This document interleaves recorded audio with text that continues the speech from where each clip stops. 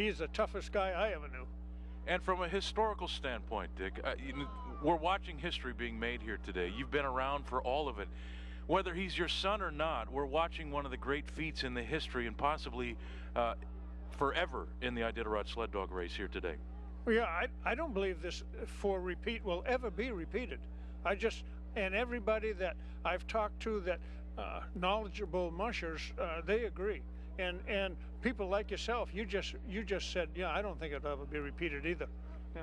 Give us some insight, Dick. And we've talked over the years. We know he's a cancer survivor. We know everything that came along with that, the near-death experience. And I know a lot of people attribute his great desire to win this race to that. But give us some more insight on what makes Lance Mackey tick. What gets him here first 4 years in a row? He's highly competitive, and you know, he likes to get the best out of his dogs that anyone possibly could. The thing that this 4 repeat now, Susan Butcher did it 3 times and tried for a 4th without Granite, her leader. Doug Swingley did it 3 times and tried for 4th without Pepe for a leader. And the thing of it is, Lance had Larry for 3 years, and now, lo and behold, he's managed to have leaders that can still do it. So he's got a good dog breeding, and you know, I don't think anybody trains him any better than he does.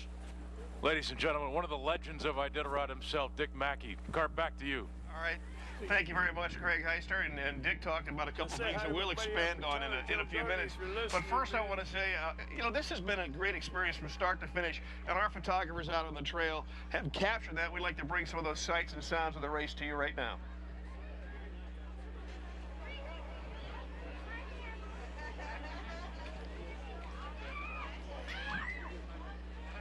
Apparently, we're not going to see it right now, but maybe in a second. Okay, now they're telling me right now.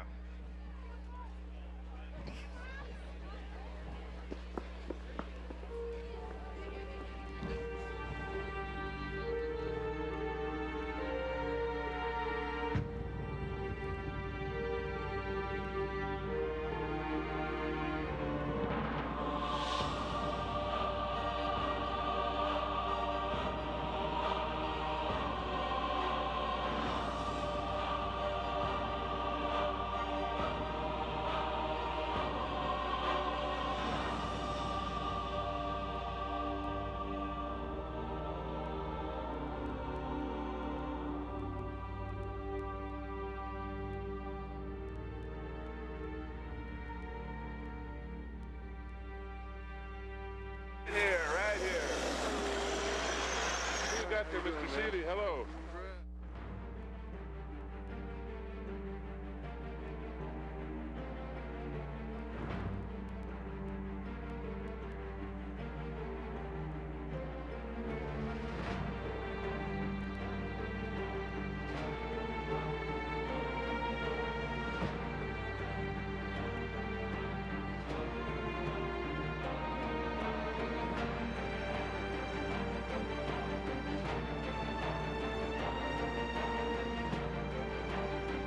Alaska.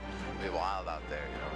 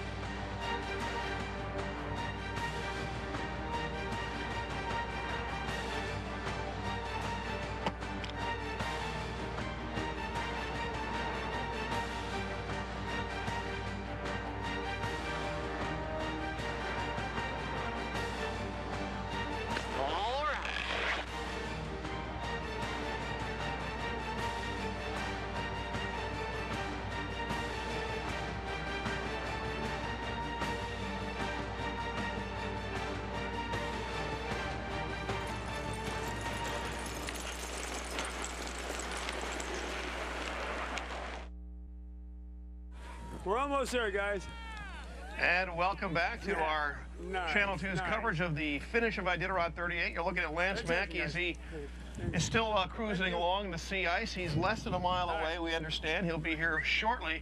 And this is quite the accomplishment. His dad was talking about this, and that he gets the most out of his dogs. And I think that's the key over the last 4 years. There have been better teams, I think, with better athletic dogs, but no one's got the most out of their dogs like Lance has. Yeah, but this is an incredibly athletic team. It's amazed us all. You know, there's a few of us in different crews that have followed every mile of this event, been right there in the checkpoint, seen what they go through, you know, with cold hands and dealing with their dogs, and he is a real master of getting the maximum out of them, but they seem to give it pretty willingly. Absolutely, and another thing Dick touched on was the fact that he's racing without Zorro, without Larry, and racing just as well as he has in the past. That is something we've not seen in the Iditarod before. There's been a noticeable drop-off when the big lead dogs, when Granite, when Andy, when they fade away, those mushers get kind of lost their edge. Yeah, and you know, that was something that, you know, Iditarod's a work in progress as far as learning how to run the dogs on the trail and these patterns that occur, and that is one. You know, he's gone on with different dogs and still a champion. All right, let's go to Jason Lamb, who has the mayor of Nome with him in the finish chute. That's right, Carp, but we were talking earlier about the impact of these the race on the small communities throughout the Iditarod Trail. Joining us now is the mayor of Nome, Denise Michels. Thanks for joining us today. Thank you. Welcome, everybody. Beautiful day. Yeah. Can you talk to us about the impact of this race on the city of Nome? Well, first of all, we're celebrating the diphtheria and the serum run that happened. So that's one historic event for us, but the impact that all the visitors and all the fans that come during the month of March, it really is a big boost for our economy. Our small businesses during the slow time of the year, there's 800 to 1,000 people that come for this. We thank you. And so it also, for our city sales tax, we see a big boost in our coffers also. So that's kind of the purpose of why we had bumped up our donation to the Iditarod to $50,000 this year. I wanted to talk to you about that. You did decide to bump up that contribution to $50,000. When did you decide that was the right thing to do? Actually, it was the council members a couple weeks before the start of the Iditarod, realizing that they needed a little help financially, and we're invested in this event. It benefits Nome, it benefits the state, and so I think they made a really conscious decision to be able to donate this year. Absolutely. Mayor Denise Michels, thank you very much. Thank you. Carp? Thank you very much, Jason. We're going to take a break, and when we come back, we should see Lance on the street. Stay with us. Come on now.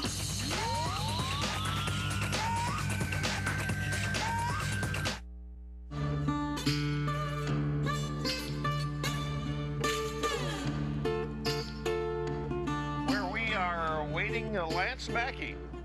He should be on Front Street here shortly. Lance pulling off a feat that no other Iditarod musher has won, and you know, we heard his dad talk about it. We heard Greg talk about it. You've talked about it briefly. It is quite the feat. This is something like winning 4 Super Bowls. It just doesn't happen. Right, and especially with this level of competition. I mean, there's been a lot of great Iditarods, a lot of great stories, but this level of competition that he dealt with is on a whole nother magnitude. Some of the best Iditarod teams ever all gathered. And like I said, there's always been great Iditarods, but this one was highly competitive, and I'm just glad they're getting a warm day instead of 40 below for us as well as them. And this is really, in all the years that I've been doing Iditarod finishes, this is perhaps the nicest day I can recall. We've had sunshine, but it's usually, you know, pretty cool when we have the sunshine, and it's got to be 15, 20 degrees out here. So Lance is getting a break, so are the other guys. Hans and Jeff are coming up behind him, and I guess anybody else on the coast right now. This is a great day. Yeah, it is. You know, they were tired of cold. You know, their hands dealing with feeding dogs and putting on booties and dealing with frozen zippers, and you watch these guys just in that tired stupor deal with all of that, and you know, a lot of people go, how do they even focus, let alone deal with all the little details of caring for their dogs at those extreme temperatures? But That's why they're great athletes. It makes you a retired musher when I come back and run the race yourself? I was thinking not. Just thought I'd poke and see. I just wanted to check out there. It is quite the feat. We are waiting for Lance Mackey to come up on the street. Lance, as we've been listening to him off air, talking to his dogs, he stopped just briefly off the ice and was, talking to the dogs and talking to all of them, going and petting them and, giving them kudos. That's really a neat thing to hear, a neat thing to see. It's here's the champion congratulating the champions.